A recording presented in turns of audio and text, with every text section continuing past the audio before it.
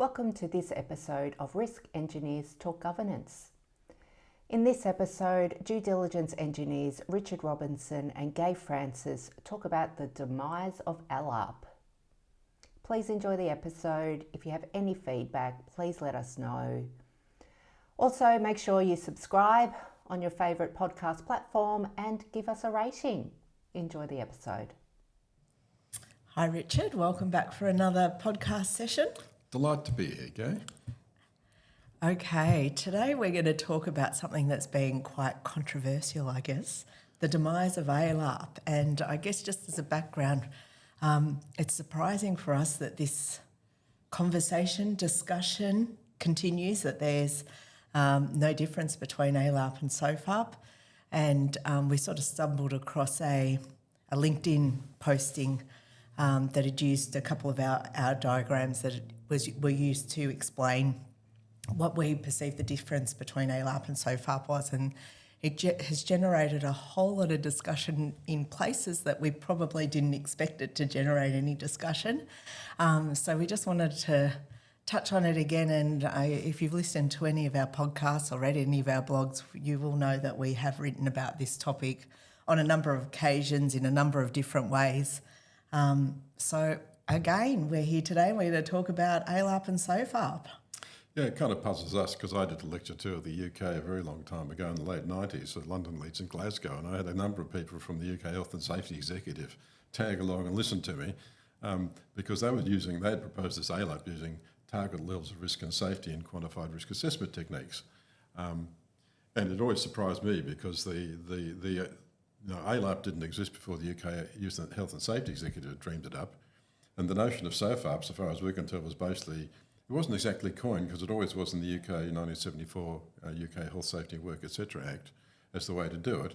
But it always mystified us that this quantified risk assessment approach ever appeared in the first place using target levels of risk and safety, because it never worked.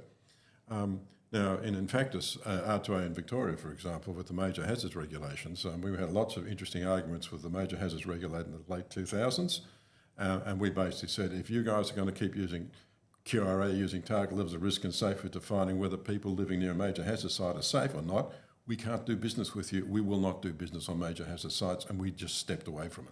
We did. We walked away from doing that sort of work just because it didn't make sense. Didn't make sense. And in fact, one of the things that, it's quite interesting, one of the things that, one of the reasons why we stopped being risk engineers and became due diligence engineers, because it became patently clear to us that using that so-called ALARP approach, using target levels of risk and safety, meant you couldn't possibly demonstrate due diligence, which was always a defence against negligence in the common law, and which got elevated into statute law by the Victoria in the IHS Act in 2004 and the WHS legislation subsequently.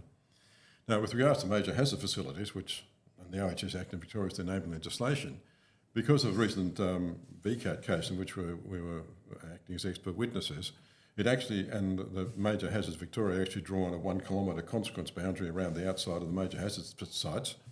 You can look up these boundaries because it varies according to what the kind of major hazard site is, but the 1 kilometre one's the common one, I've got to say. Which is the outer safety boundary. Outer safety boundary. But it's strictly a consequence curve. And as a result of us pushing the point in the tribunal, WorkSafe, the major hazards, had to turn up and explain what this boundary was and how they'd gone about doing it. And they actually summarised in their submission from their solicitor, from the legal counsel for WorkSafe to the tribunal. So this is now formal, and all this information, because it goes through the public process, if it isn't available right at this point, it will be available when the decision's made with regards to the particular matter. But irrespective of what the decision is with the particular matter with the young couple that we discussed previously, get their permit or otherwise, the fact that major hazard has produced the consequence contour and formally advised a tribunal that they have done so on a consequence basis basically means, from our point of view, that the ALARP process in Victoria just died completely. It is not even worth discussing the difference anymore, because you have to do it based on a consequence level. Now,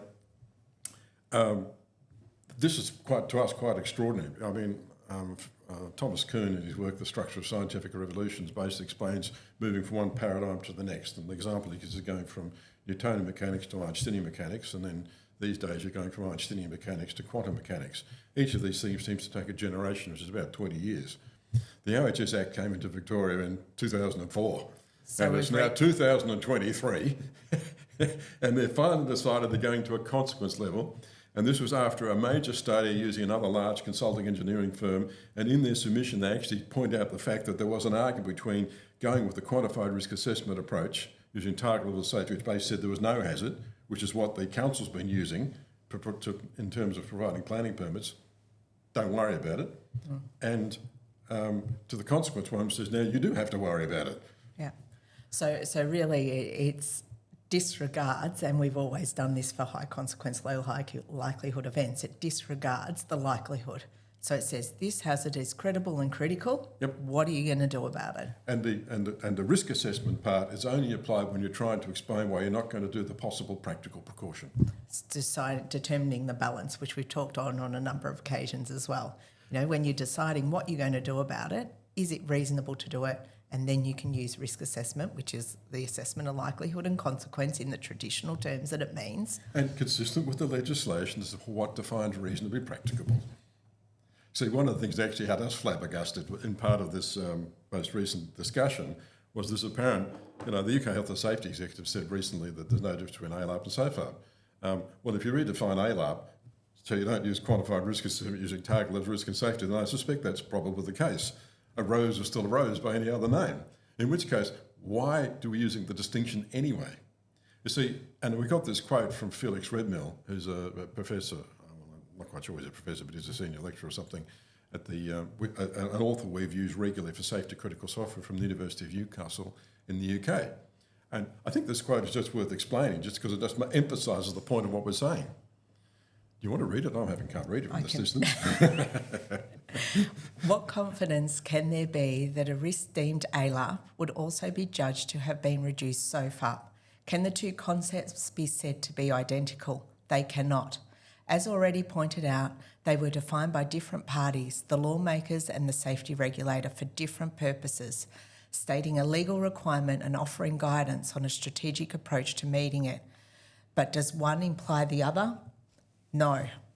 There can be no guarantee that the same ALARP decision would be arrived at by two different practitioners, and certainly none that an ALARP decision arrived at now in an industrial context would later be judged by non-engineers in a legal context to have met the SFAIRP test. So that pretty clearly defines that there is a difference between the two. Yep. There's different approaches to determine the two. And as you said, why would you use a different term if the legal requirement is SFAIRP? Why are we even considering using ALARP? We've never understood. Well, what we mean by SFAIRP is we say, what are the critical consequences? What are the possible practical precautions in the circumstances using a risk assessment? Which one of those is reasonable? That defines what the reasonably practical precautions are entirely in the way in which the courts and the legislation considers it. We just don't quite understand what the argument's about. We can't quite understand why everyone's so upset about it. All we've just been trying to do is explain that there's been this historical difference and that it really shouldn't exist. And from our point of view, at last, the major hazards in Victoria have basically said no more quantified risk assessment, meaning you discount the severity of the event by its unlikeliness, i.e. they didn't have any planning guidelines for a possible explosion that could emanate from this place, which was just bizarre. And so far as we can tell, if you ignore a hazard that can kill and maim people, and it ever happens, everybody involved in that process is in serious trouble. Now, the point is, regulators don't, as long as they're acting in good faith, only get a smack on the wrist. But that wouldn't protect, so far as we can tell, particularly if this young couple were building their house as builder owners, because they've got a duty in that case as a party, because they're hiring everybody. They're a responsible party under the legislation. But I would have thought the council was sitting the gun too. Now, I know elected councillors under the OHS Act in Victoria don't have liabilities, but the officers do. And that's where it starts to get complicated. And I think that's probably another podcast session. You know, where have all the technical experts gone? You know, the organisations the technical organisations that we often work for, there seems to be a reduced set or a reduced number of people that actually have the technical expertise in a business to deal with some of these hazards and have an understanding of the hazards that they have to deal with. Correct. Because I simply don't, we were trying to talk about the laws of nature in the tribunal, but I'm not altogether sure that the tribunal actually really understood the seriousness of the issue in that sense. So I think that's a whole nother, de-engineering organisations, technical organisations is probably a whole nother podcast.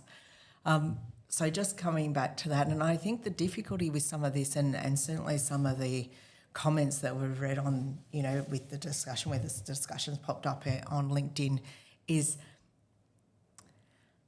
organisations and different bodies are trying to redefine what ALARP is and to be equivalent to or more in line with SFAIRP.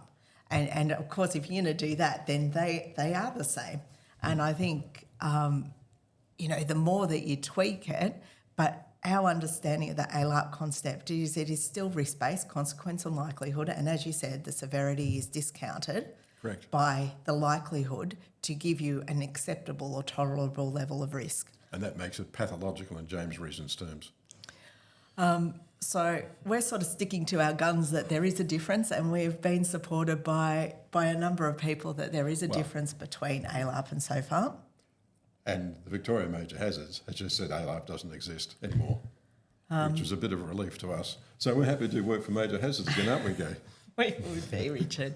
We would be.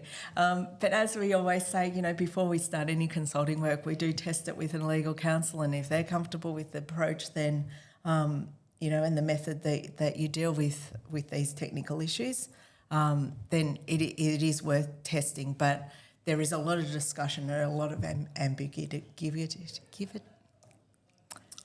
Go on, help me. Ambiguity. Associated with some of the discussions that's happening in the public domains, I guess, at the moment. So I hope you found our podcast interesting today. The demise of ALARP certainly brings a smile to our faces, and Certainly does. we hope you can join us next time.